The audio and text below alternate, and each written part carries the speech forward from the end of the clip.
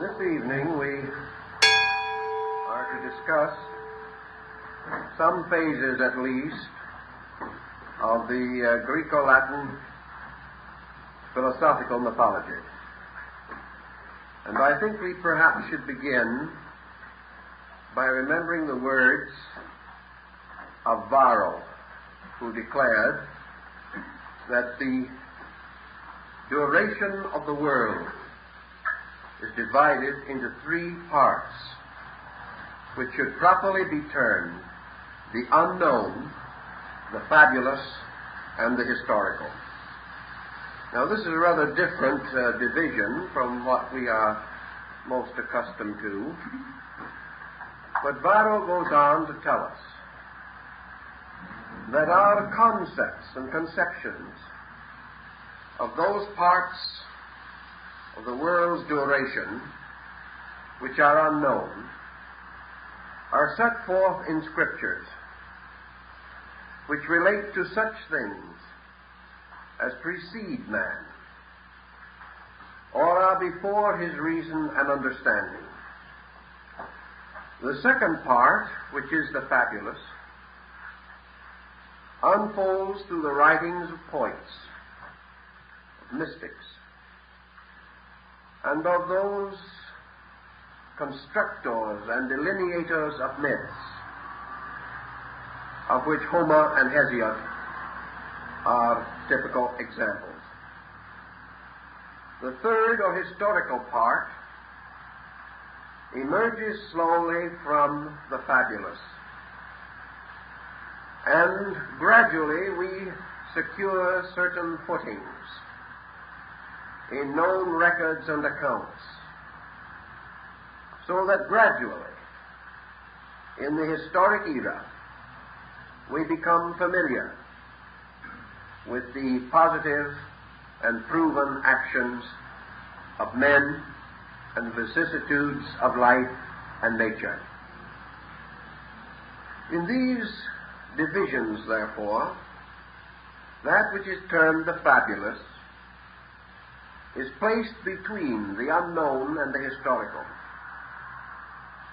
And we may be inclined to quote another statement of this, to the effect that mythology is the history of the prehistoric. Now, for man, what is prehistory? It is scarcely to be conceived as merely the record of the world in which he lived prior to his own geniture.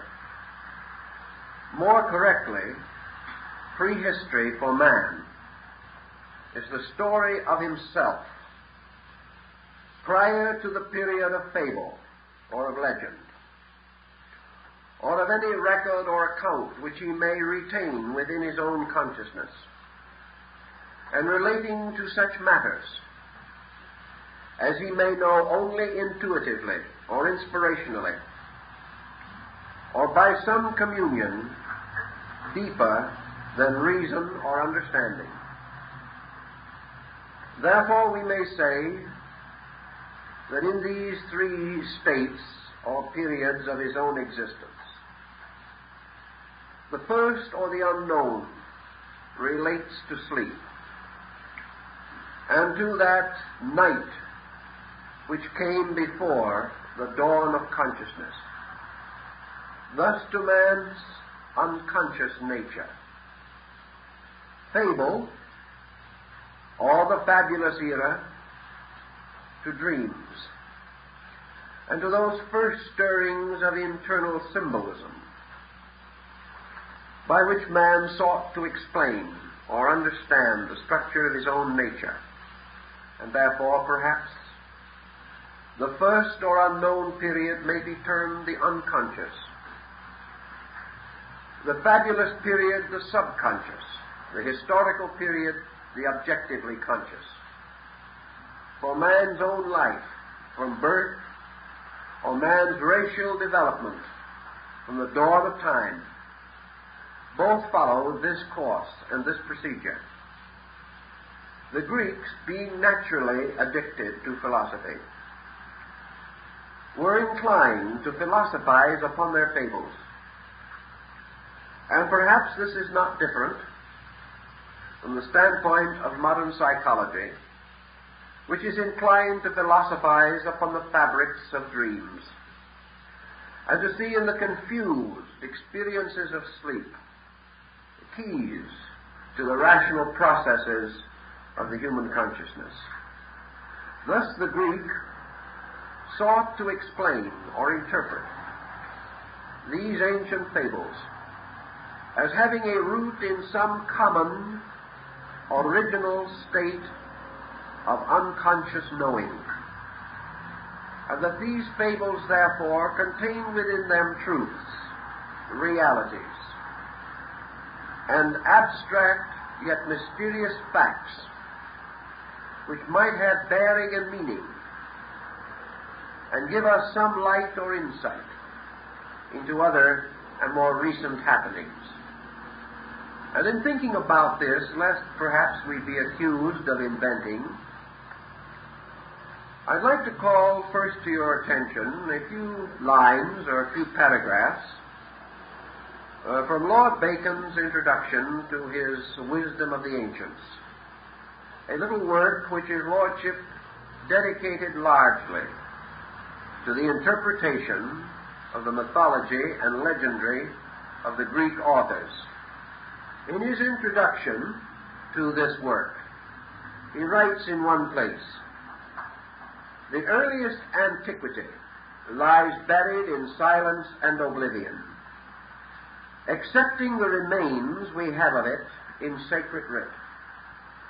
This silence was succeeded by poetical fables, and these at length by the writings we now enjoy, so that the concealed and secret learning of the ancients seems separated from the history and knowledge of the following ages by a veil, or a partition wall of fables, interposing between the things that are lost and those that remain."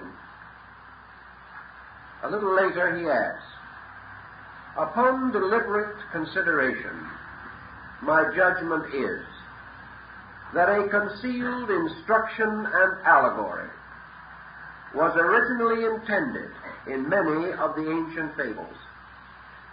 This opinion may in some respects be owing to the veneration I have for antiquity, but more to observing that some fables discover a great and evident similitude, relation, and connection with the thing they signify, as well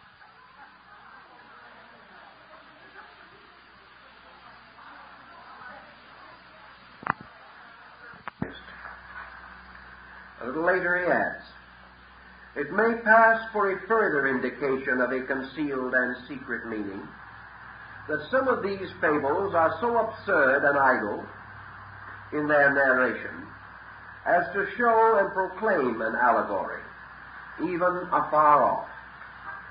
A fable that carries probability with it may be supposed invented for pleasure or in imitation of history. But those that could never be conceived or related in this way must surely have a different use. For example, what a monstrous fiction is this, that Jupiter should take Metis to wife, and as soon as he found her pregnant, eat her up, whereby he also conceived, and out of his head brought forth Pallas Athena armed. Certainly no mortal could, but for the sake of the moral it couches, invent such an absurd dream as this, so much out of the road of thought. But the argument of most weight with me is this, that many of these fables by no means appear to have been invented by those persons who relate and divulge them, whether Homer, Hesiod, or others. For if I were assured that they first flowed from these later times and authors that transmit them to us, I should never expect anything singularly great or noble from such an origin. But whoever attentively considers the thing will find that these fables were delivered down and related by these writers, not as matters then first invented or proposed, but as things received and embraced in earlier ages.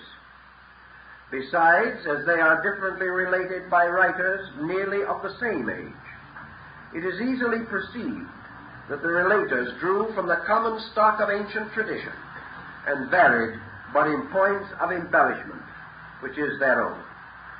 And this principally raises my esteem of these fables, which I receive not as the product of the age or invention of the poets, but as sacred relics, gentle whispers, and the breath of better times, and from the traditions of more ancient nations came at length into the flutes and trumpets of the Greeks. Now, I think that more or less summarizes the viewpoint that we wish to emphasize or explain or discuss this evening.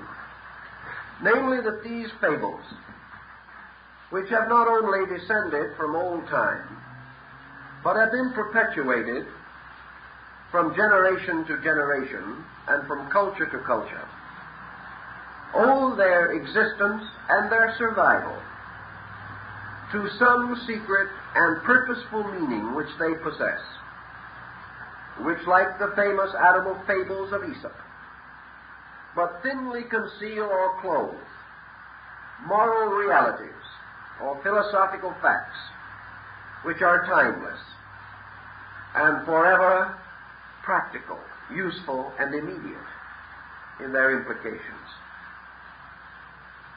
Now, as Bacon points out, and I think no other author has come forward to refute him, the actual origin of the Latin and Greek mythologies is unknown.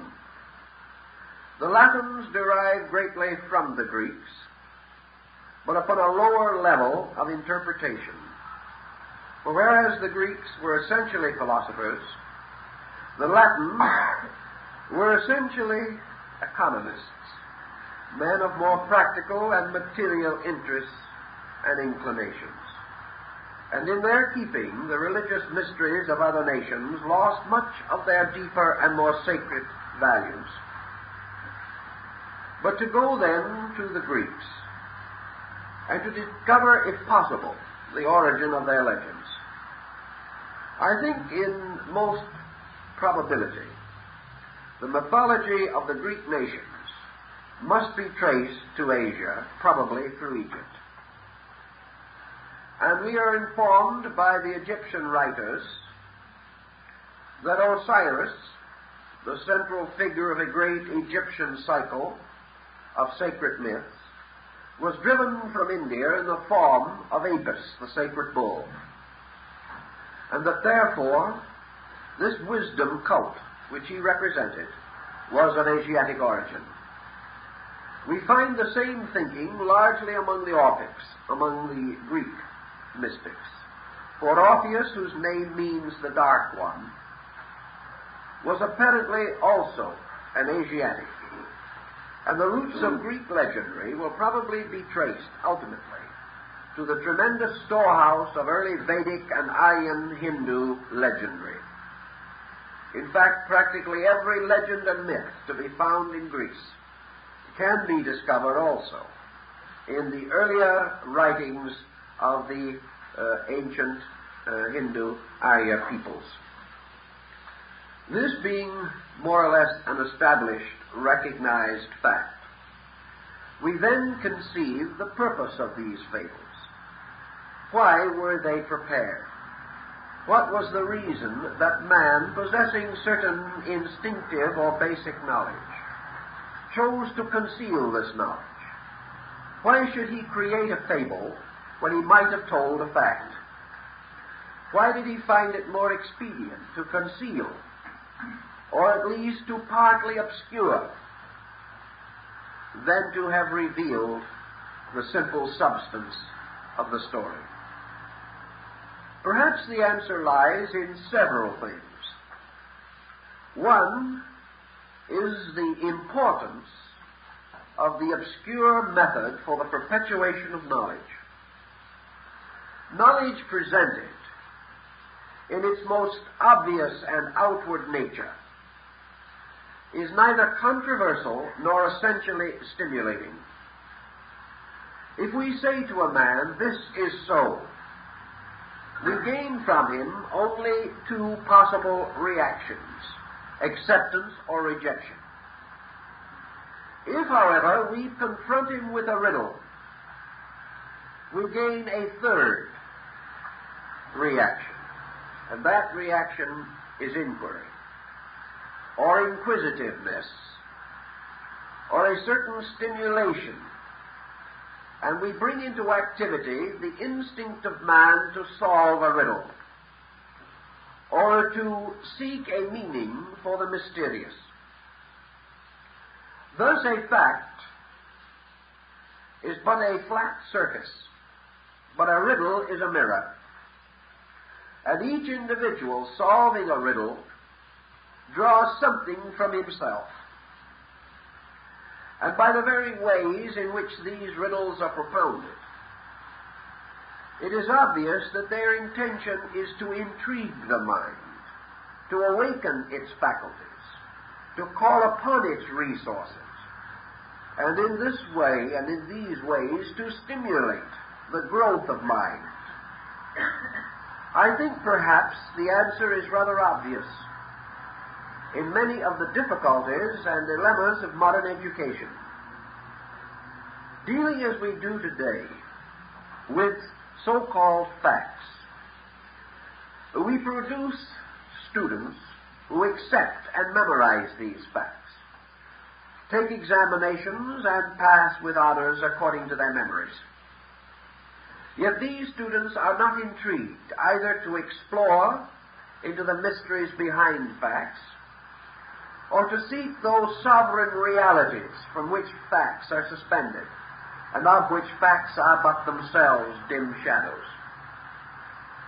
So in ancient times, men seem to prefer to be excited in their imaginations, and to be called upon to solve strange and uncertain things, thus gaining strength or releasing the solutional powers of consciousness itself.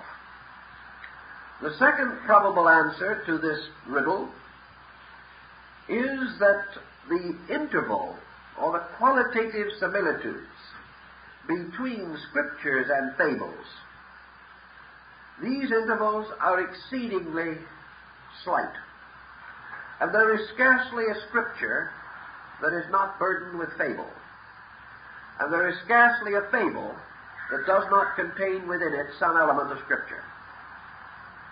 Scriptures relate to a revelation of the divine ways and purposes. Fables, to a measure, have the same import.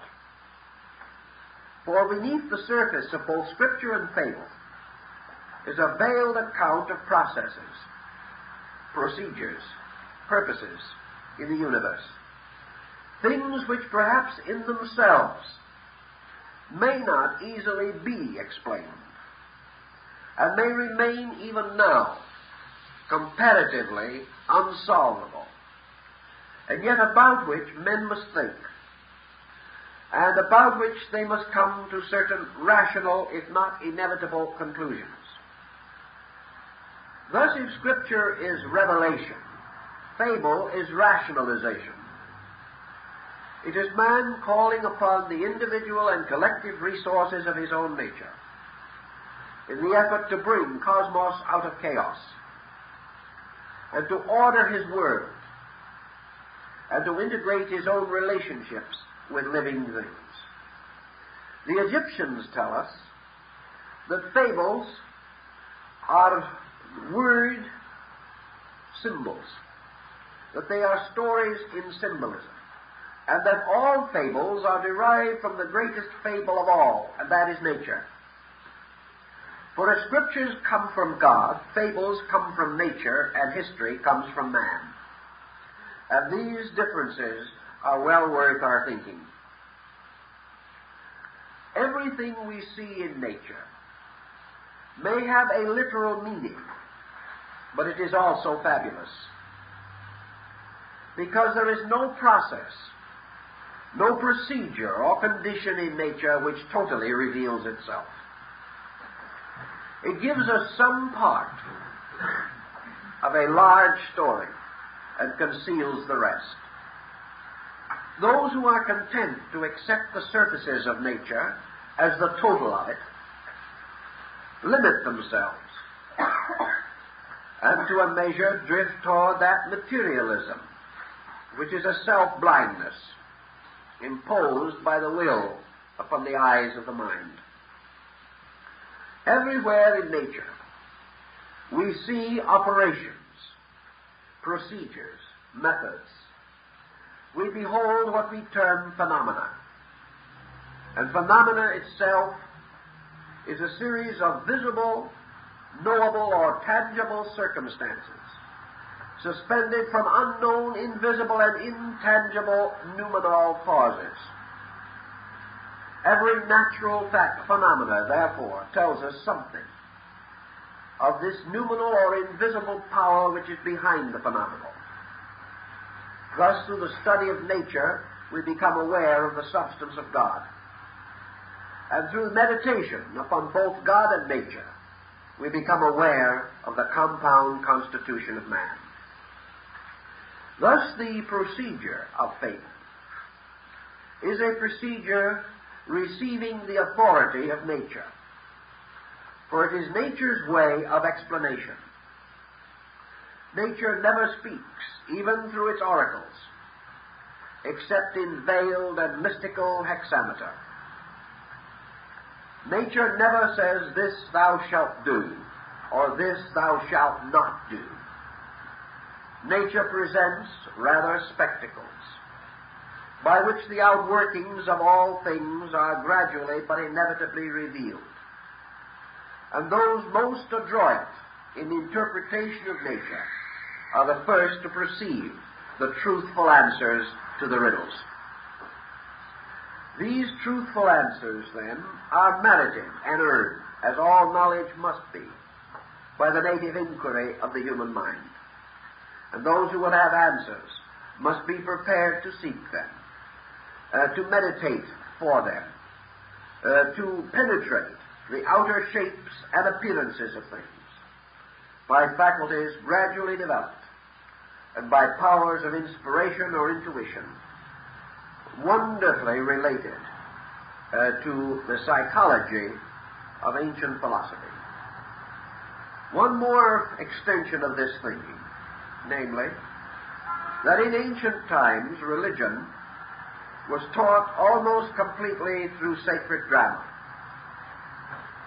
And sacred drama consisted of cunningly devised rites, rituals, by which certain basic laws or rules of human behavior, or of the chemistries and alchemies of associations of living things, were summarized, digested, integrated into abridged forms and patterns, and presented to the beholder as mystical rites, revealing, expounding, unfolding the ways of the gods and the duties and responsibilities of mortals. Therefore, fables, like plays or dramas, have their morals.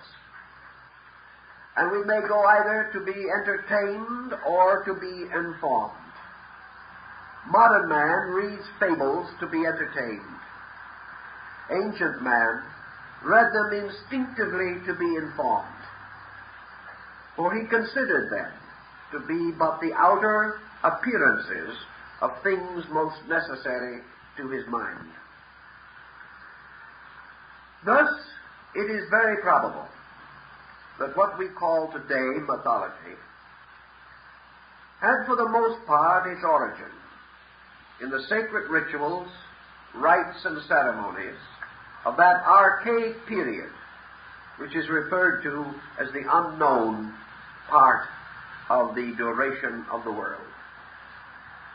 And we can, to a measure, restore this from the contacts we still have with Aboriginal peoples and with those primitive cultures which have still survived and which present their findings almost completely in the form of fables and of legends.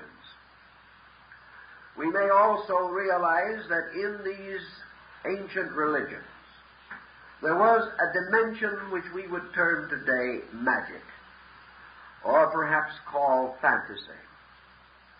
Nearly all ancient religions, rituals, and mysteries, and even those today of primitive man, depend upon the invocation of faculties and powers within man associated with an extrasensory gamut.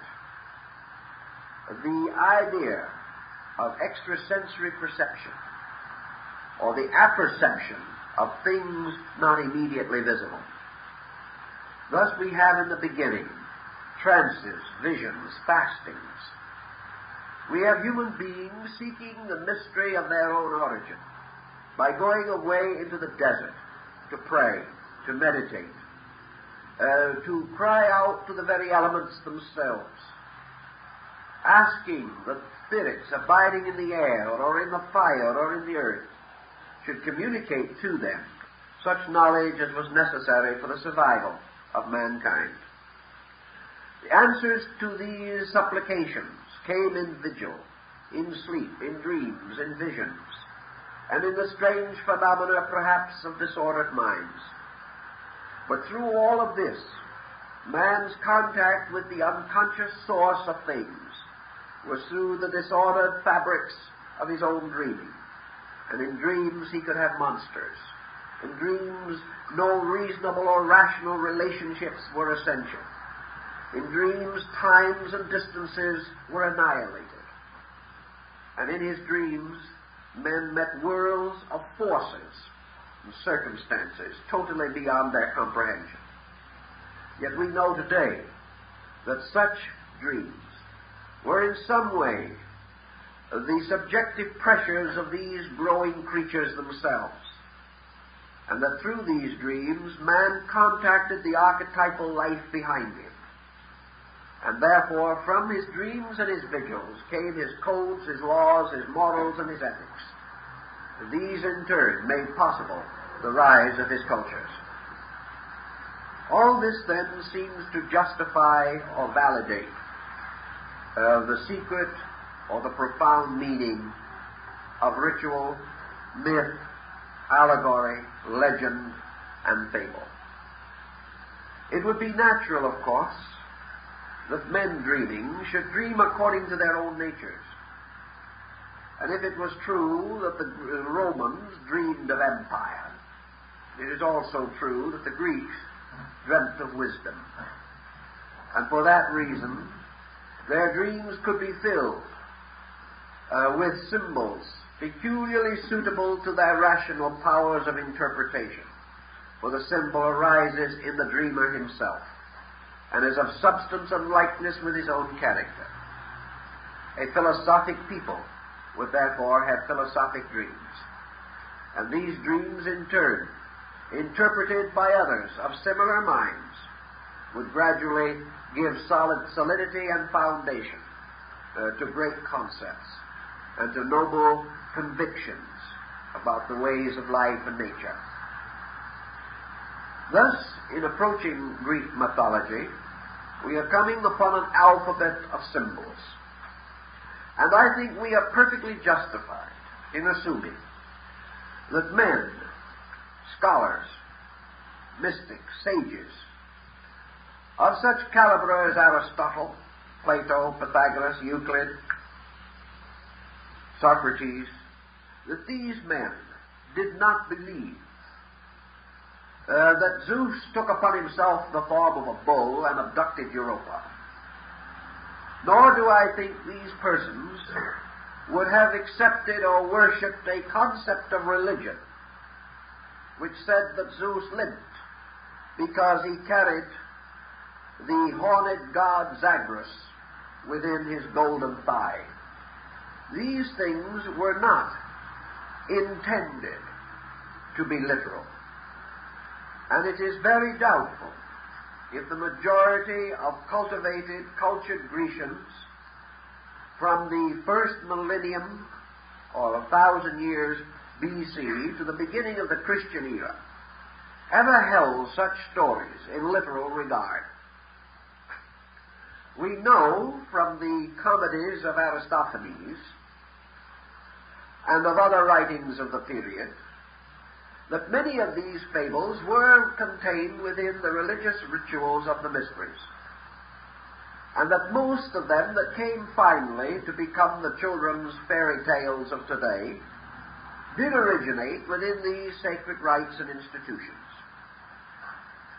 And we are therefore impelled from the very common sense of it to assume, as is indicated by the writings of Plato, and certainly more than sustained by the great Neoplatonic restoration in Alexandria, that the Greeks were perfectly aware that these legends were the outer vestments or shadows of philosophic truths, in which certain things not easily presented in words could be arcanely intimated and could incite the reasoning power of the individual and encourage him to the profound contemplation of the universal mysteries.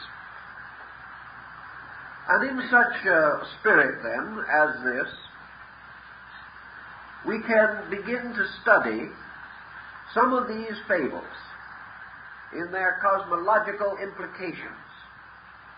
We cannot cover most of them because the Grecian collection is of incredible diversity. And we must also remember, as Lord Bacon pointed out, that there are many versions or forms of single legends, and these, in all probability, represent local coloring from the various provinces, towns, and communities of the Greek states, each of which developed its own interpretations to these legends and associated them particularly with the deities of their own communities. What then, shall we say, in substance, did the Greeks understand by their principal deities, by that great group, the 12 major divinities of the Olympic pantheon? How are they to be understood in the Greek mythology? I think we are perfectly safe in assuming from Plato, from Pythagoras, and from other sources that by these deities the Greeks meant not personal divinities, but symbolic terms, embodiments or personifications of those universal principles which lie at the root of life. And that as we refer to certain qualities and principles as energy, power, vitality, will, that the Greeks used deities to embody these principles. And why, perhaps, were they wiser than we are? Perhaps because the whole concept of mythology makes principles, energies, powers, elements, substances, worlds, and creations living and intelligent beings rather than merely conditions or states. The Greeks, therefore, did not consider the earth to be merely a chemical mystery. They regarded it as a being, a living thing. And I think we must remember that our Western way of life, particularly that which developed in Europe in the last 15 to 1800 years, our European descent of tradition, is the only important descent of tradition recorded in which the great creating or created conditions of existence were regarded as irrational, unreasonable, or merely as physical and chemical constructions. The ancients did not regard any quality that exists as being without life, without consciousness, without a subsistence in the divine plan and pattern of things. I was reading not long ago a recent work dealing with the rise of Christian religion by a very fine and wonderful man whom we have all greatly honored, Dr. Schweitzer. This man pointed out in connection with the speech of Paul at Athens, in which St. Paul refers to the altar of the unknown God. And Dr. Albert Schweitzer says that in his estimation, there could not have been an altar to an unknown God in the Acropolis of Athens, for the reason that the Greeks were unaware of the existence of a superior being, in the sense of one God. I do not think, in spite of my great admiration for the good doctor, that this position is tenable. There is every evidence in the Orphic rituals, in the writings of Plato and of Socrates, and even in the metaphysics of Aristotle, that the Greeks were perfectly aware of the existence of a primordial, eternal, and unconditioned being, a root, an eternal and everlasting life at the source of things.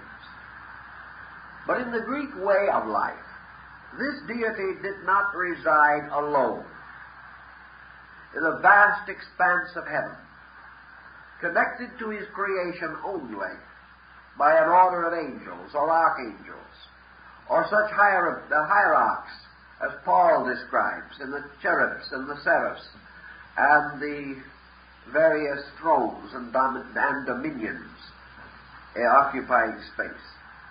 To the Greeks, the supreme power unfolded through a series of secondary divinities. These divinities, all subservient to first cause, suspended from it as beautiful blossoms from a single tree, and therefore that the principal deities of the Greeks were all of them the specialized attributes of one being.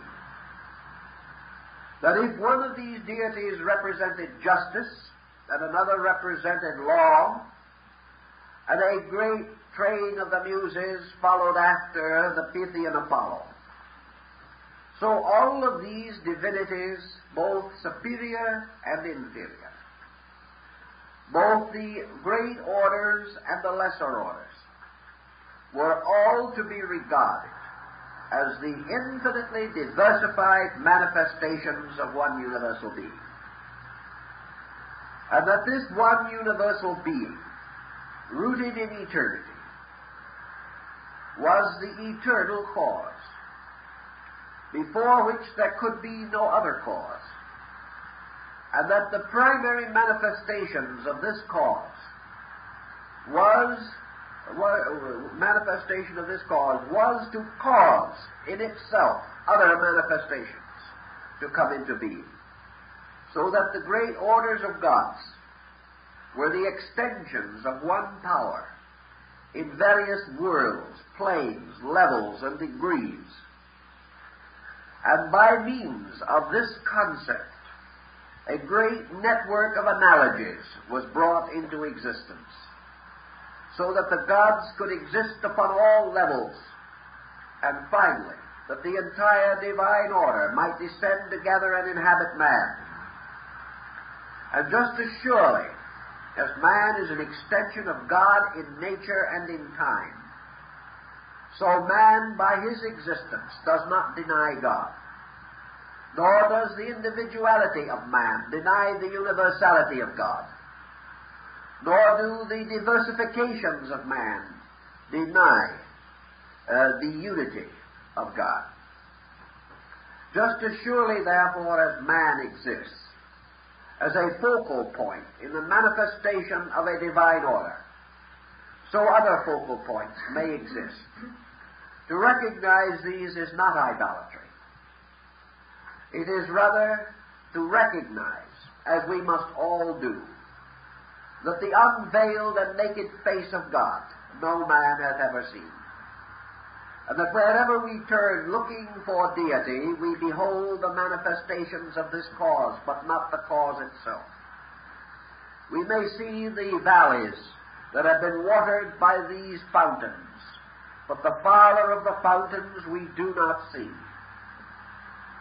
We therefore recognize deity only by the numerous faces or expressions which we observe in the great unfolding of nature. We may seek for God in fire. We may hear Him in the winds.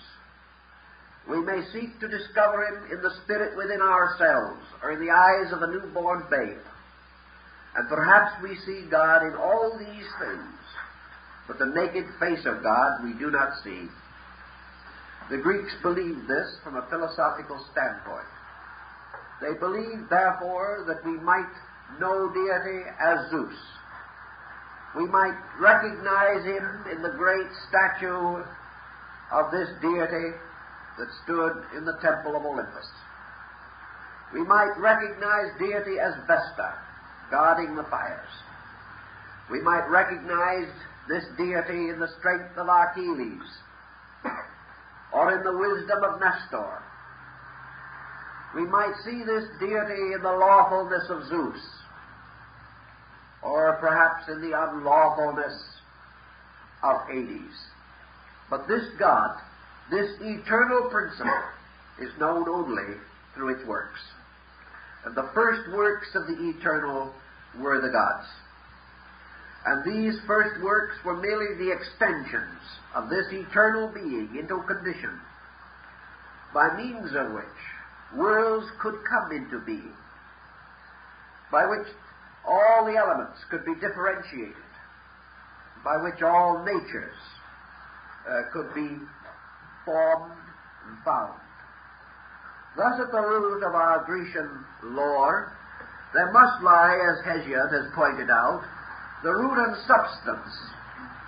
And this root and substance tells us that in the beginning there was a total existence, which is called unaging time. This unaging time lived forever in its own foreverness, and the Greeks did not even attempt to name it.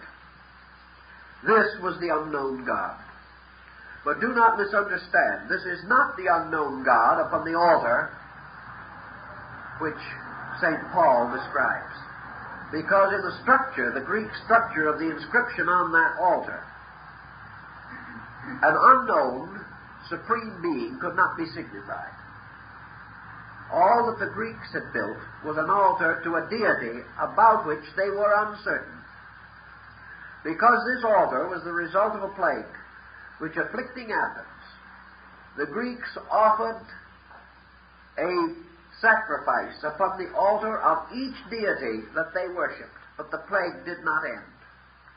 They therefore built another altar to signify any and all deities they may not have known to worship, and placed the offering upon that, and the plague abated. So this was the story of the God of the altar described by Paul in his sermon to the Athenians. But the fact is that the Greeks did possess this concept of the great threefold, thrice deep darkness, the mysterious abyss of the Chaldean oracles, that which was forever and forever the same. This deity they could not worship, because they could not conceive that they could approach it or depart from it, that they could add to it or detract from it. They could not conceive that this being would be aware of them, or in turn could be without awareness of them. They had no concept of how this eternal, unconditioned foreverness, this total, this unconsciousness as the fullness of all consciousness, this minus which was the total plus. This they could not rationally conceive. And these philosophers of Greece explained it very simply, and their explanation has never been improved upon. Namely, that man is an imperfect fragment of eternity. Therefore, he may analyze fragments and interpret them, but he has not the power within himself to define a completeness which he cannot experience. So this unknown God became the root, the source of all things. And it remained in its own everlastingness. And it remained thus for the 7 eternities of its own darkness. And at the end of the 7 eternities, there was caused within this darkness a motion. A motion which we have come to call the fiat, or the Word, and which the Greeks represented by a mysterious halo of the 7 vowels, and which the Hebrews later called the Elohim, or the formators of the dawn. And a great motion, the motion of Tao in China, was conceived as existing within the completeness of being. And there arose within the infinite, which is the all number of Pythagoras, the other principle of numeration. There arose the beginning of a dual existence. And this dual existence the Greeks called ether and chaos. Now, ether and chaos represented merely a subjective and eternal polarity. And ether and chaos also possessed another strange attribute, because ether in the Greek mythology is used interchangeably in this creative pattern with Eros, or the deity of love. So that the Greeks referred to ether or energy as love.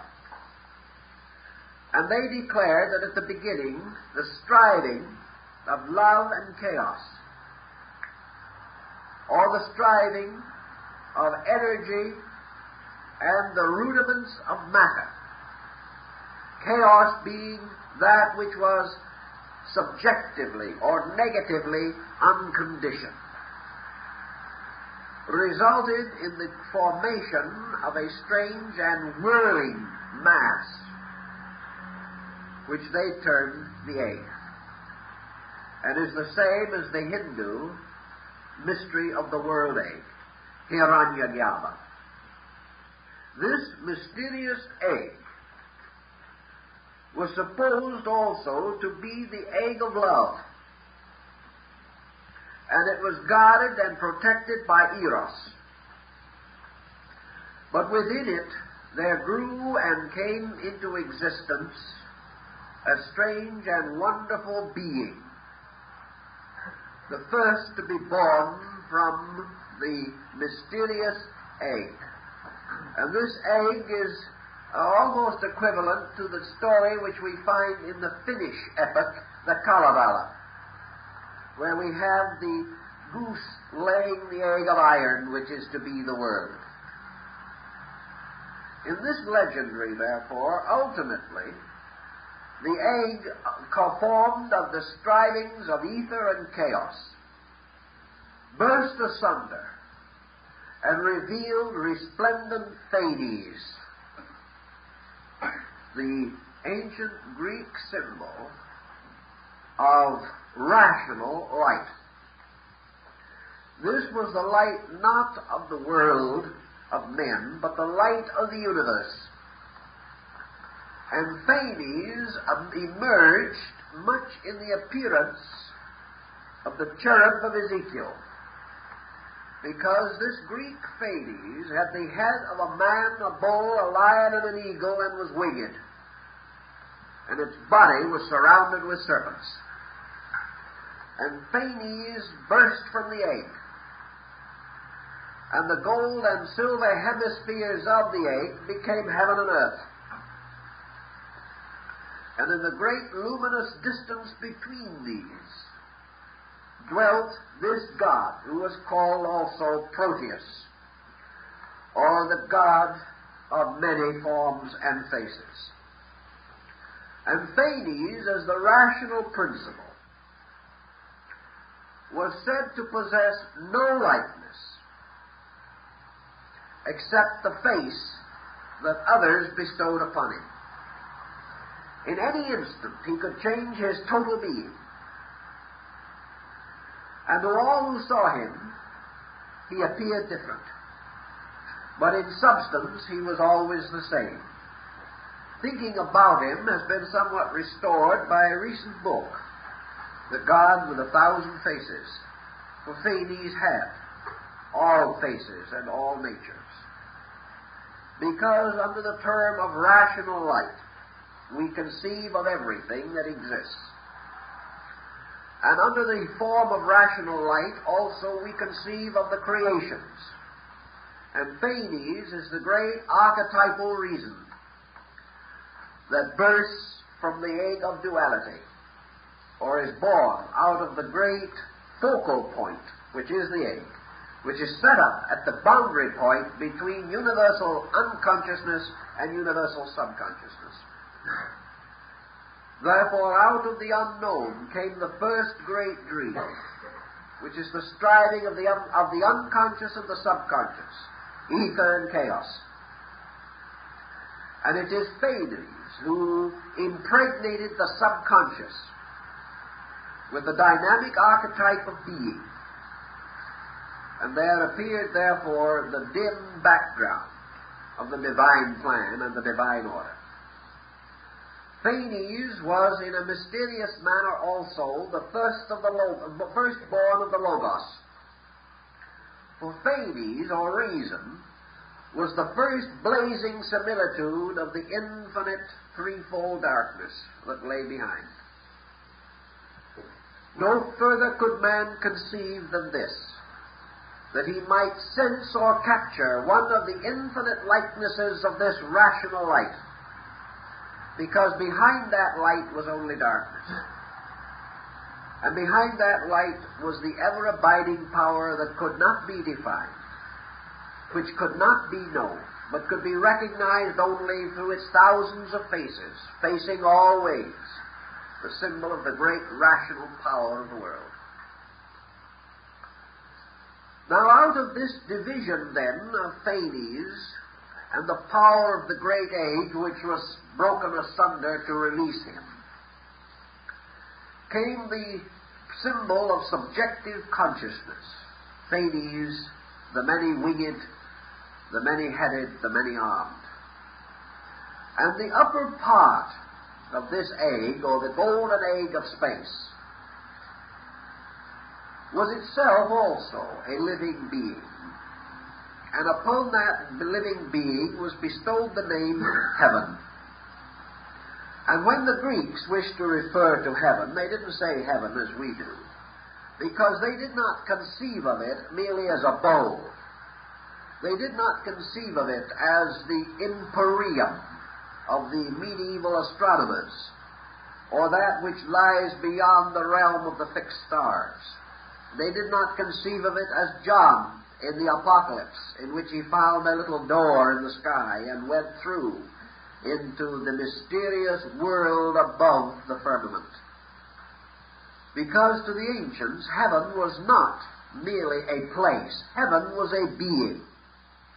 Because after all, what we call places must all be beings in the Greek mythology. And whatever we call a sphere of activity, or a law, or a place, or an abode, must be a sovereign intellect, a sovereign creature, either an intelligible, that is, a self-knowing being, or an intellectual, or not self-knowing being. Thus the Greeks divided, as Plato tells us, all of their deities into orders, of which the two most important were the intelligible and the intellectual gods.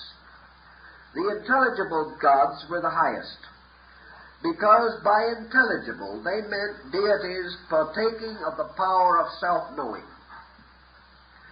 The second or lower order were the intellectual gods, those which possessed the power to know other things but not themselves. And we find this same thing arising in the story of Odin in the Nordic legends. Odin, like Jupiter or Zeus, was the father of the intellectual gods, or the lower order, because Odin could know all things, but he could not know his own fate. Therefore, he called forth Erda, the Earth Mother, begging her to reveal the mystery of his destiny. She would not tell him. He went to the foot of the great tree Yggdrasil, and there he cast an eye into the pool of Mimer, because he was told that if his eye be single, then he might know the mystery of his own fate. But still, he did not know.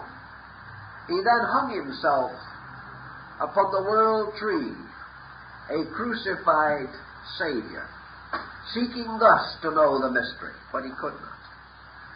Nor could the Greek gods of Olympus know that which was their own ultimate condition and nature. Only the intelligible gods could know these things, and they were much higher. But heaven, which was the chief of the intelligible gods, therefore gods knowing within themselves, and also chief of those gods which are called the unmoved movers of all things. Heaven had to be a being, because within heaven all things lived and moved and had their being.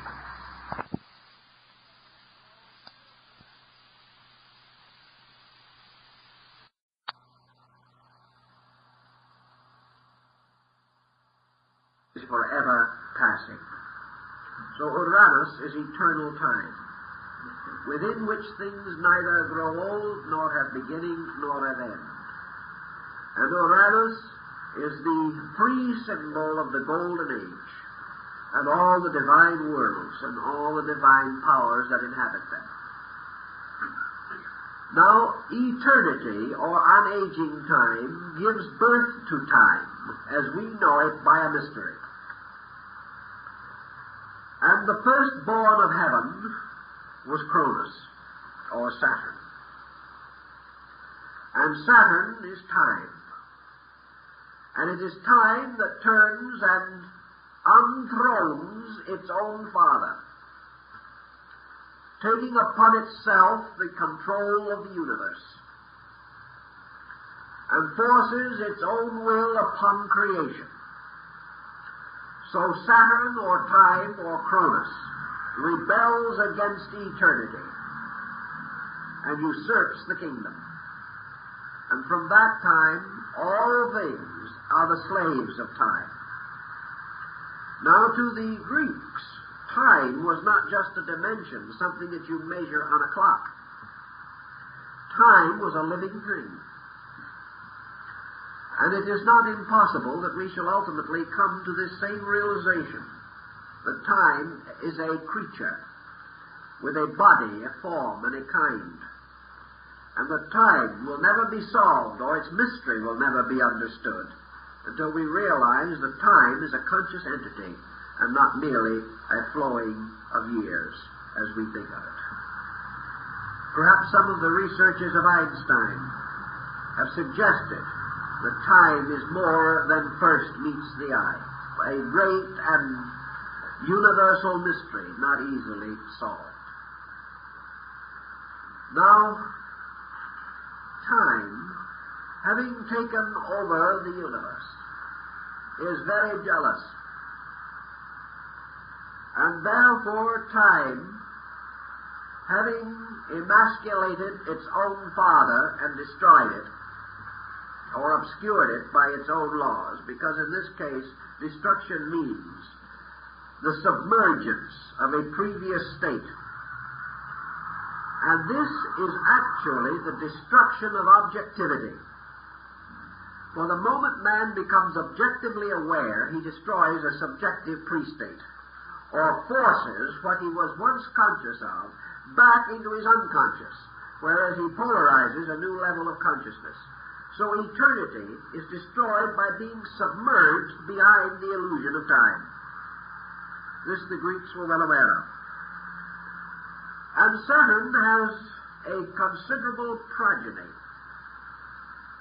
But because Saturn is time, and because time has within itself the power to absorb everything which is created within it, Saturn devours all of his own children. Because time absorbs or dissolves or destroys or returns to itself everything which is engendered from it. For nothing that is born in time can have an eternal duration. So that which is part of time dies in time. Worlds, having fallen under the yoke of time, must be dissolved. All compounds existing within time must again be resolved into their basic elements. But by a subterfuge, Zeus was preserved, and Saturn received instead of his son a stone to devour. And Zeus, therefore, escaped from the power of time. And by Zeus, the Greeks understood, therefore, the next logoic power. And this was the power of law. The lawful universe, which in its turn overcame time. Now again, it simply means not that time was destroyed, but Zeus turned and took again the kingdom from his father. And he did so by placing his own power objectively before his father. And out of the mystery of this circumstance comes the symbolism of the great power of universal law. Now, law and order, or the great integration, the establishment of a vast sense of legality in space, the setting up of the great laws, obscures the mystery of time. And today, in the person or power of Zeus, we have the beginning or the dawn of the human objective consciousness. For in Zeus we have self, the concept of self, which stands firmly against the mystery of time. The human being has never acknowledged as a psychic fact within himself the experience of time. And he opposes the limitation of time by the eternity within himself.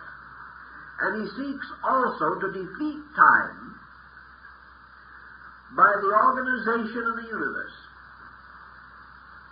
And we have a common word we use today in connection with mechanistic organization: time saving.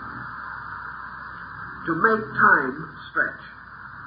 To get more into time. To defeat time. To break the power of time to break us. And the way we defeat time is by the establishment of the power of Zeus, or the logos of self-consciousness. And self-consciousness stands against time. Now, in turn, Zeus, having been established as the supreme power of those deities which may not know its own essential nature, the chief of the intellectual powers of nature, corresponding with the third logos of the Christian Greek theology, corresponding again in the Scriptures with the prince of this world, or the Gnostic Ildaboa, or the Greek Demiurgus, or the Egyptian deity Osiris. These are all gods of the world, gods of objective creation. For up to this time, creation has been a subjective power. The gods, therefore, like the Hindu divinities and the northern Buddhist divinities, are represented as 12. These 12 actually being the manifestations or emanations of Zeus, who becomes a kind of zodiac, within whose nature the mundane world takes place, or comes into existence. And this concept is preserved, of course, in the 12 patriarchs, the 12 apostles, the 12 disciples, and all of the mysteries of the 12, and the association of the sun and the zodiac. Now, the rise of the 12 objective powers of consciousness, which constitute the total nature of Zeus, forces into objectivity by the law of emanationism, as understood in the Gnostic and Kabbalistic teaching.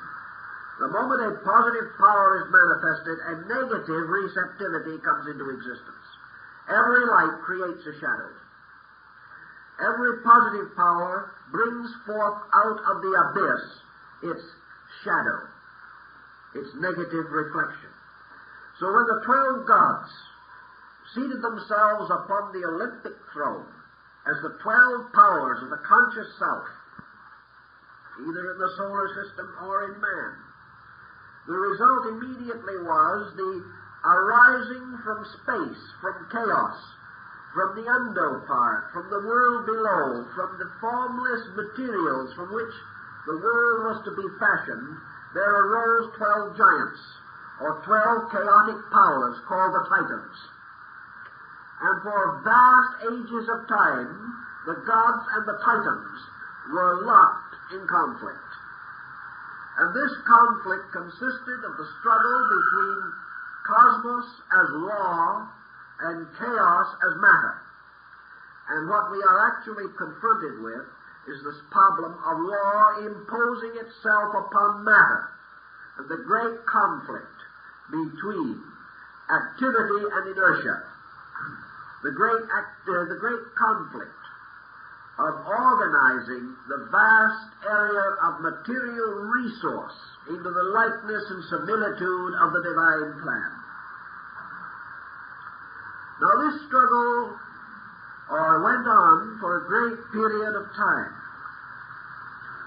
And the struggle apparently was purposeless, ageless, and meaningless until law, which was, of course, the direct descendant of heaven by divine right, although each had achieved its end by usurpation. In other words, each one had stolen the kingdom.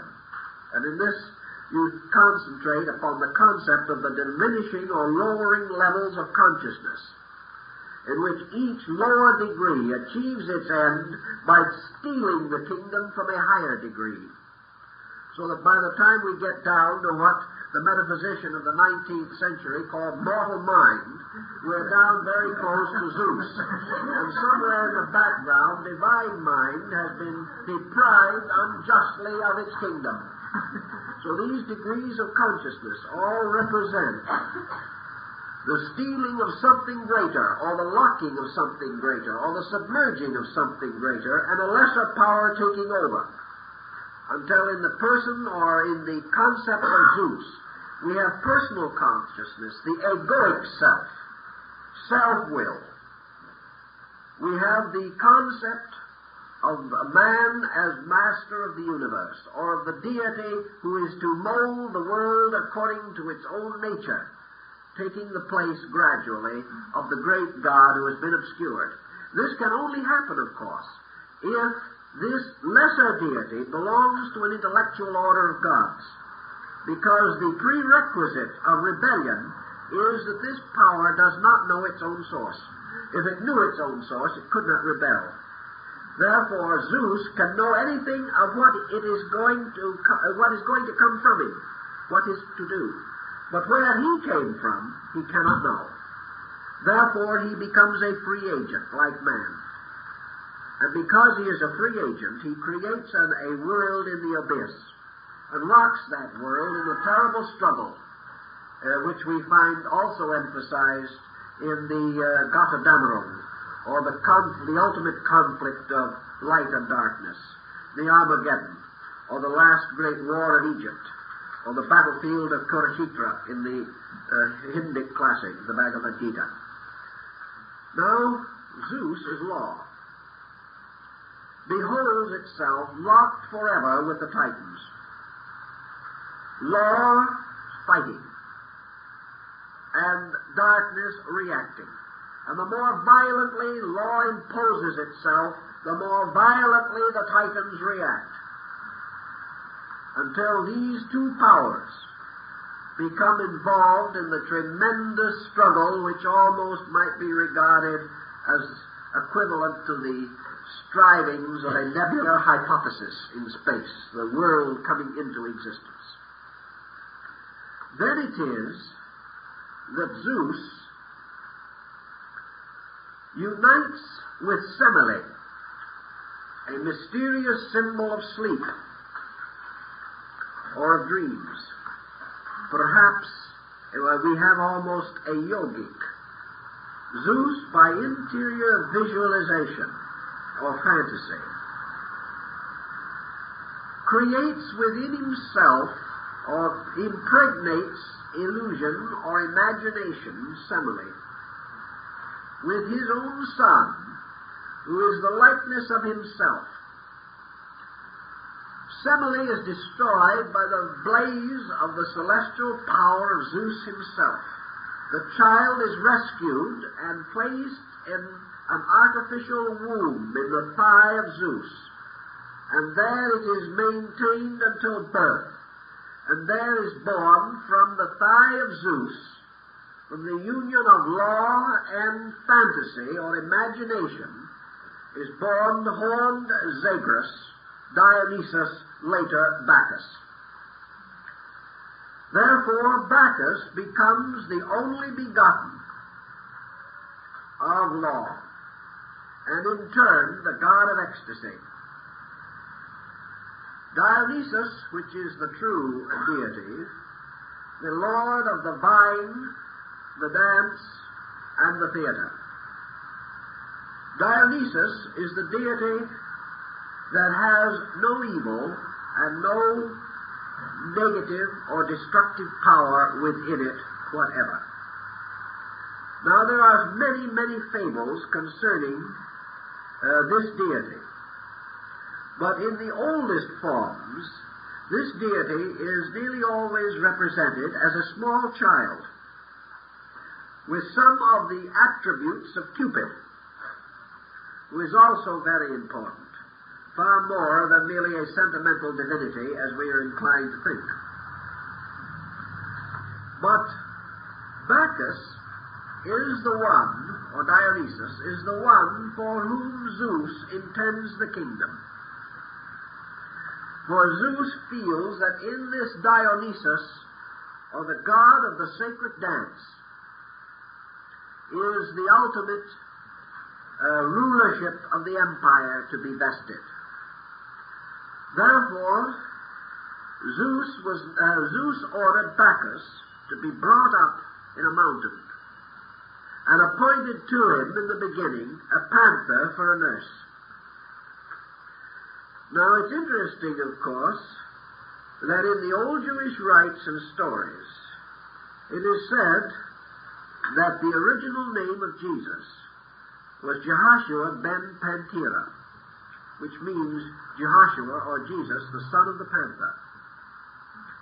This legend carries through in an important manner. The first miracle of Dionysus, or Bacchus, was the transforming of water into wine at a wedding feast.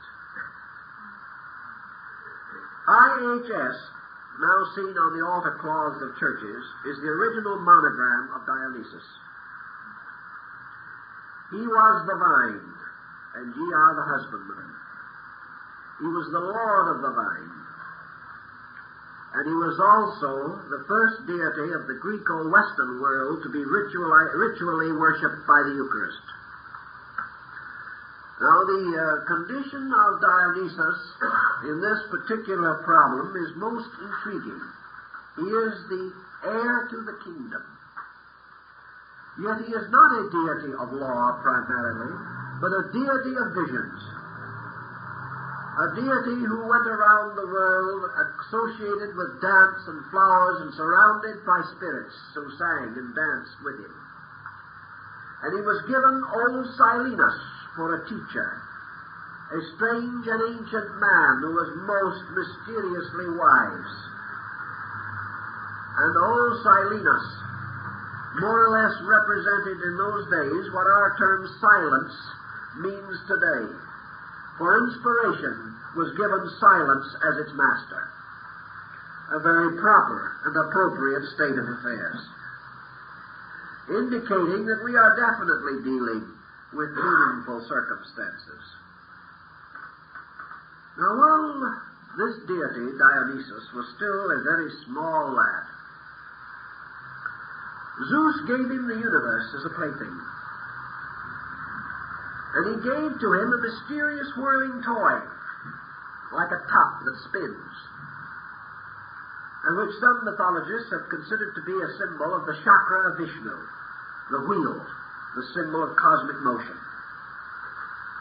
And this music, some of which later returned in the symbolism of the deity Pan.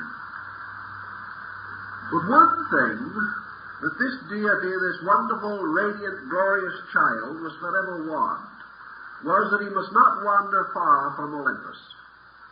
Because if he wandered too far away, he might come to the end of law and order, as ruled over by Zeus, seated upon his ancient throne and watching the world with his single eye. And if the little godling should wander too far away, he might fall into the clutches of the Titans, or the chaotic forces of nature, and be destroyed. But the Titans, or the negative powers, were determined to destroy Dionysus, because they conceived in him the power of ecstasy, by means of which that could be accomplished which law could not achieve. They knew also that this god of beauty was to sometime take the place of law, and that beauty was sometime rule the world. And that beauty, which was the first begotten of law, contained all law within itself, but something else, vision. This mysterious power of ecstasy. So they made a mirror, did these wicked, nasty Titans, and they caused this deity to see itself reflected in the mirror, and Narcissus-like, it followed its own reflection, thinking it had found a playfellow in space. And when they had lured the god far away from the throne of Zeus, the Titans turned upon the infant Dionysus and slew him. And of course his spirit or soul returned to Zeus, to be born again later. But his body was torn apart and was cooked upon a fire by the Titans, and they devoured the infant's body.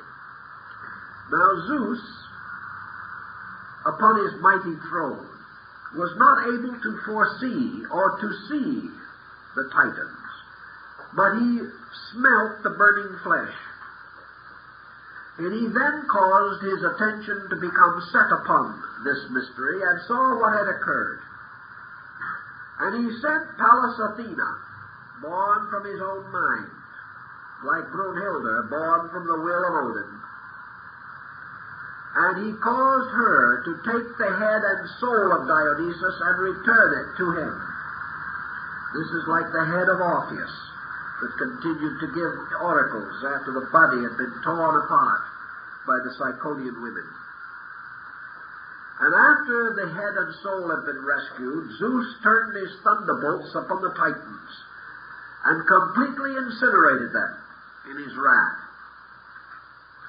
and he changed them into ashes. And then from these ashes, which contained the blood of Dionysus, the gods fashioned the bodies of the first human beings. And then therefore all human beings are composed of the ashes of the Titans and the blood of Dionysus.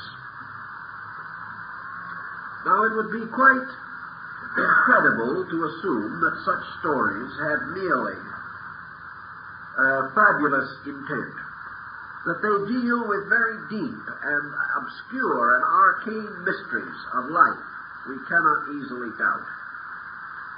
For we realize that from that time on, Zeus could not destroy man, because if he turned again his wrath against the Titans, he turned also his hate against the blood of his own son. So from that point on, Zeus could not destroy man without turning his wrath against his own blood. And of course the blood of Dionysus represented the sole power in man, or the divine presence of the Logos. And Dionysus was again reborn, and his mysteries and rites were established. And he formed the great mysteries by which man was to be educated and restored. But over the power of law, therefore, came the power of love and beauty in the power of Dionysus. And therefore Socrates declares the great powers of the universe to be the one, the beautiful, and the good. And the beautiful is in each case the power of the redemption by ecstasy, or by the internal vision of reality. Now the mystery of this again occurs in an entirely different similitude in another fable. And that is when Aeneas descends into the underworld, and also when Kore descends into the abode of Hades, or Dis, to rescue her daughter Persephone, who had been abducted. In order to descend into the underworld and return alive, it is necessary that the traveler should find the golden bough that grows upon the tree. There is only one golden bough in the world and time. And it is a strange thing that, like a mistletoe or an orchid, has no root of its own, but grows upon some other tree hidden in the forest. Who carries this bough will be able to pass the three-headed dog upon the threshold, and may safely go into the lower world and return again. Well, what is this mysterious golden bough? We have no question from the context of the story that this bough represents the intuitional soul of man, which grows not upon its own tree, but upon another tree, and who possesses it can descend into the underworld or the world of matter and return alive, because of the power of the psychic nature within. This is again a symbol very close to the essential meaning of Dionysus, who becomes in its various embodiments and powers the symbol of universal beauty and the psychic life of man himself. Thus, in these legends and mysteries, we have some very interesting and valuable accounts, telling us of great and important matters, telling us much of philosophy and of the deeper mysteries of religion and of the great sacred ritual dramas of antiquity. Now we also must face and recognize always the arising of the great hero cycle.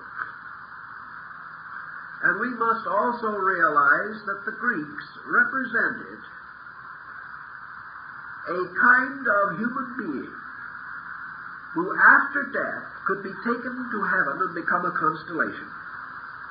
And many of the constellations of the zodiac and the non-zodiacal bands were originally supposed to have been heroes, like Cassiopeia, or the winged horse, Pegasus, and all these different symbols for when some very great and glorious achievement occurred, then the soul might be taken up and become a star or a constellation.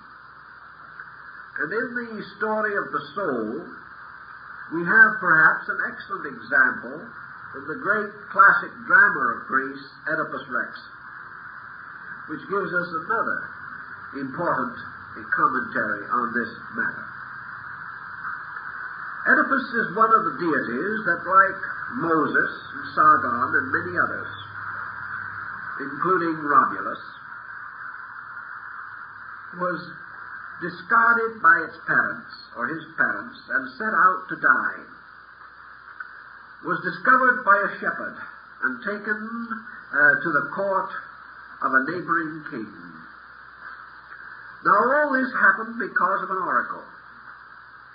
For before the birth of this child, Oedipus, the oracle said that he would kill his own father, marry his own mother, and destroy the empire. So when the child was born, its parents were naturally loath to rear it and left it to die.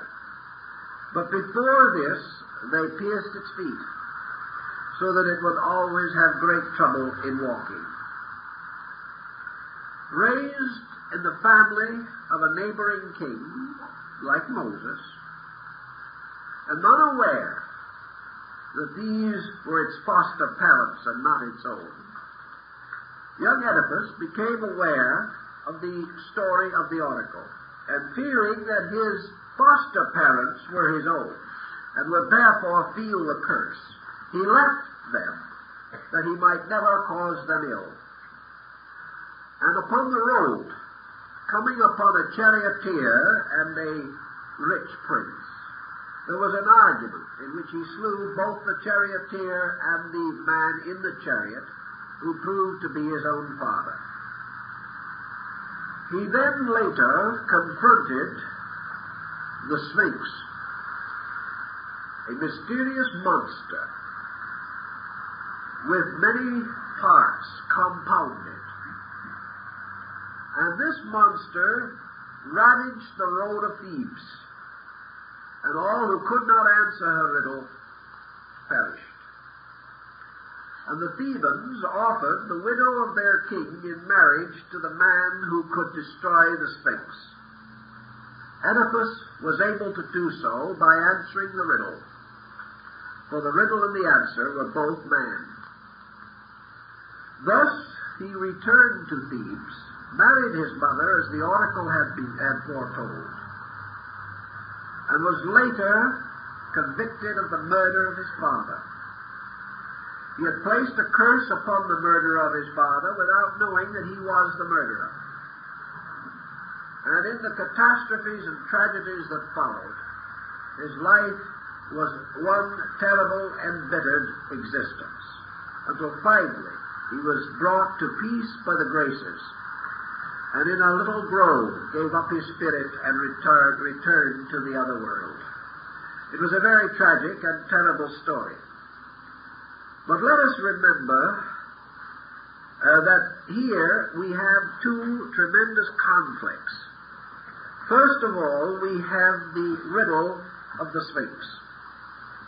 And the Sphinx, as we know, was always among ancient peoples the symbol of the unknown.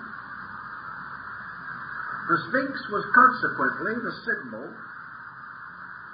in a way, of nature, whose various parts are always represented as a compound.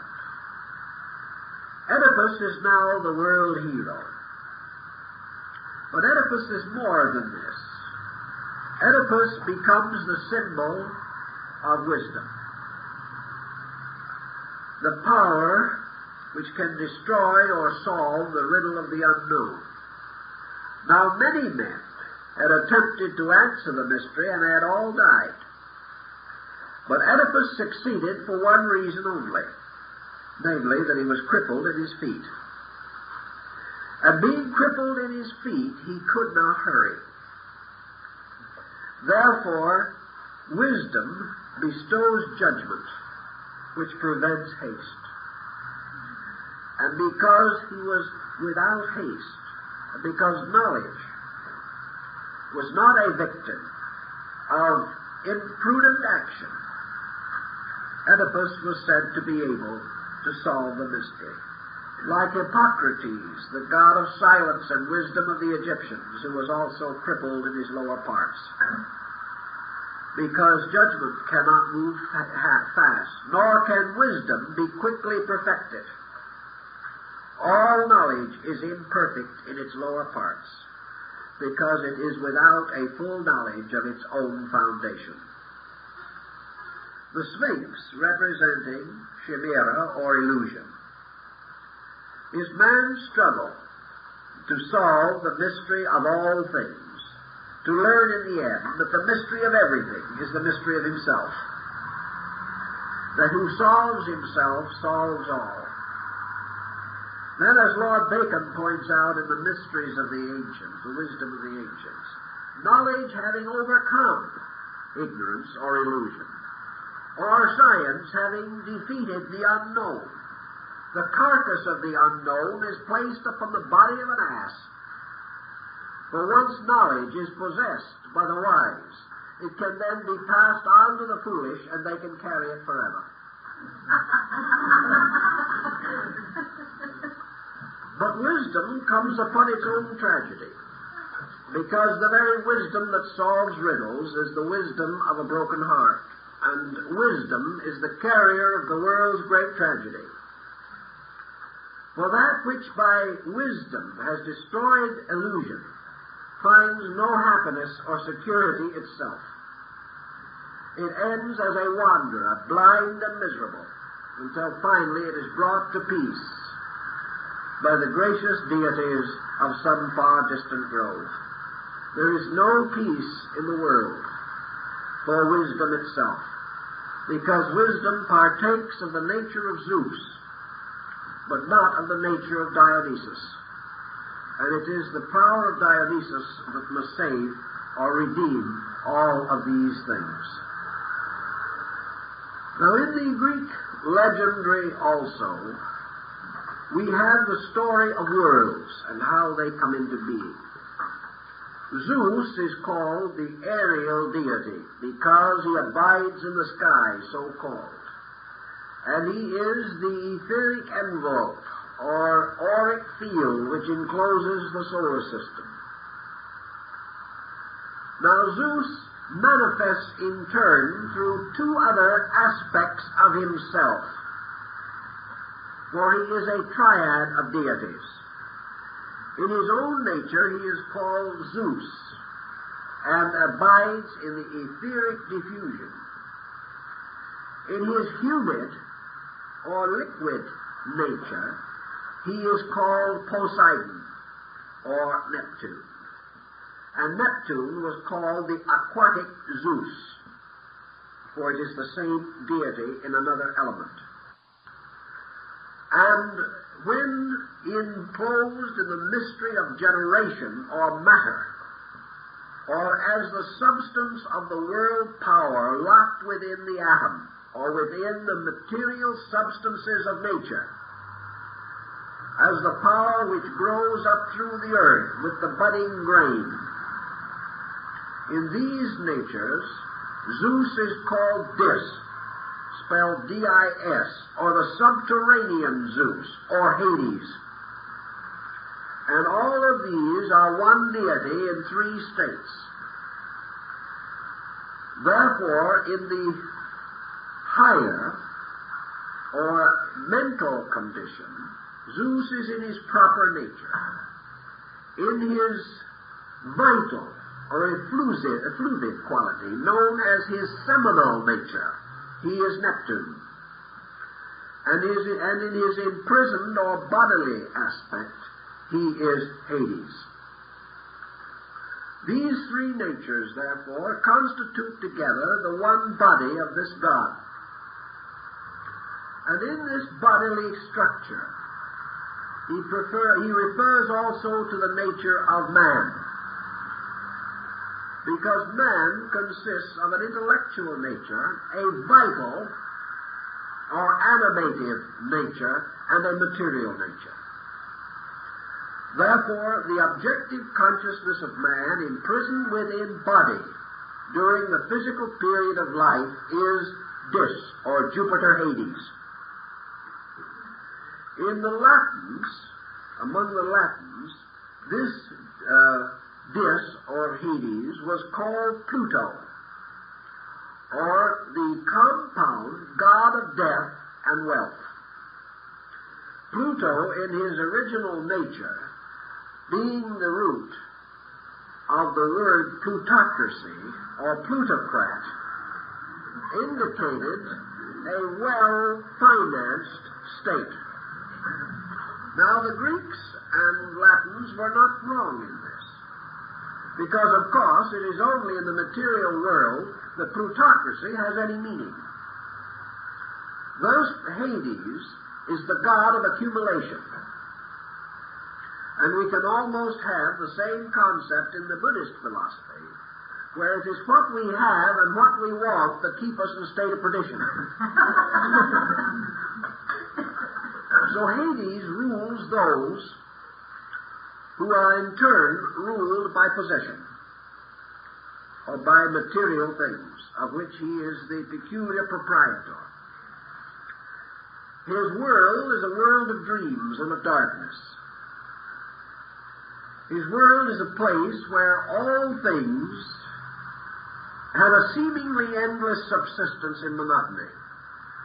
The Greeks at that time, and later the Latins, felt that this traditional state was not one of punishment primarily, but one of continuance on a meaningless basis. You just went on doing unimportant things forever, until you were bored with yourself and everyone else. You could have almost anything you wanted, until you were so tired of it you never wanted it again. Until finally the desire to achieve or to be dominated completely the sufficiency and complacency of things. Then when you cried out that you were surfeited with the possessional concept, you were reminded that you were in perdition. So Hades, or Dis, or Pluto, was appropriately and properly the god of the material world. Now, what does this god of the material world signify in the compound nature of man? Obviously, it is his objective personality. It is the part of himself which believes in the reality of matter, which believes in the supreme significance of the present state of things. So the individual in this state is said to have entered into the underworld, and here to remain, like Proserpine, half of each year, or half of each life cycle, or half of each day. Because in sleep, when man is nothing, perhaps he is free from the mystery of illusion. He apparently knows nothing. Perhaps then he knows all. And anyway, the Greeks have these dreams about such matters. Now, in order to descend into this world of darkness, it was necessary for man to be rowed across the river of Styx by a blind boatman in a strange, dark ship. And we are reminded of the words of Heraclitus, who said that only a dry soul is wise. Now, that doesn't sound as though this merely meant one that was in lack of liquid nourishment. But between the airy abode of Zeus, which was the Olympian Mount, and the pits of Tartarus, which were beneath it, there was also upon the side of the mountain the springs of Helicon, from which Pegasus, striking with his hoofs, brought forth the waters of eternal life. The abode of the Muses and the Graces, and the great band of those that followed the Pythian Apollo. And here we come also to the river, which was called the river of life, or the river of waters, that flowed mysteriously between the upper world and the lower. And this watery abode, this humid mystery, was under the control of Neptune. And Neptune was therefore Lord of the seas, and of all things that had to do with waters, and to him were given the control of all the continents and lands that existed of the sea, and he was, of course, the great deity who presided over the mystery of Poseidonus, or the lost Atlantic Empire. But what were these waters primarily? According to Heraclitus, with his dry soul and several other problems, they represented the mystery of humidity. Humidity, in turn, being the secret of generation. Souls falling into generation, or falling into the world, first passed through the sphere of humidity, which was represented by the river, which divided the invisible world from the material one. And this river, like water, which is Maya, or illusion, Mari, or the sea, Isis, Isa, the waters, all of these represent the symbol of illusion. And those who would enter into materiality must first drink of the water of Lethe and must forget reality. So once the soul enters into the mystery of generation, it loses the memory of its divine origin and falls into the mystery of birth. And having thus entered into the mystery of birth, it is unable to escape therefrom. On the other hand, the soul escaping through redemption, or the heroic state, must rise through the symbol of water and be carried to the other shore, in the ship of the doctrine, as the Northern Buddhist says. And we also have in the good old Christian hymn, one more river to cross. And that is the river of illusion. And we will be united with all our friends on the other shore, which is again the river of illusion. And that is why we have in the ancient Christian symbol of the church, the original church built in the form of a ship, for the reason, as in the fisherman's ring of the papacy, for the reason that the ship of the doctrine must carry the soul across the sea of illusion. This is the great expedition of the Argonauts, seeking for the golden fleece. This is, again, part of the wanderings of Odysseus, or Ulysses, who, being a hero of the order of Poseidonus, or the sea, was forced to overcome the oceans, or overcome illusion, in order to return to his native land. All these legends go on and on and on, and every one of them can be broken down into some part of the mysterious and psychic life of man himself. We also can see the thinking of this in the statement of Plato, that in the beginning of the world, the Logos impressed itself upon space in the form of a cross. We have an early recognition of the symbol of the cross and the Logos. We have the gradual rise of the rituals and mysteries which have caused men like Voltaire to insist that Plato should have been the first canonized saint of the Christian church, because the greater part of the deeper rituals of Christianity were derived from the great symbolism of the Orphic mysteries and the great rituals of the Greek philosophies. Contemplating in such a manner upon fables, we can see why minds like Socrates and Plato would have regarded them as indispensable, and also why each in his turn might have invented others, or give a new color and meaning to those already invented, and thus advance this great philosophical, symbolical language, which, when properly used and understood, transforms every one of these stories into a valid statement of universal laws. And the delight of this is that these valid statements are not the same as you will find literally presented in books. They are not the kind of statements that you can get even today from an approved text, although we've had 2,300 years since Plato to clarify these points. These statements have a strange, mysterious, mystical vitality in them, which is totally lost in what we call the exact knowledge of today. And in one simple fable is concealed more of reality than if some great text, most scholarly produced, and most detailedly analyzed. And furthermore, these fables sink immediately and inevitably into the consciousness of man, rising in him again through some reminiscence, through some recollection of things partly known or suspected, until they coax out of man some phase or shadow of his own psychic awareness. Thus they form an excellent and appropriate method of instruction.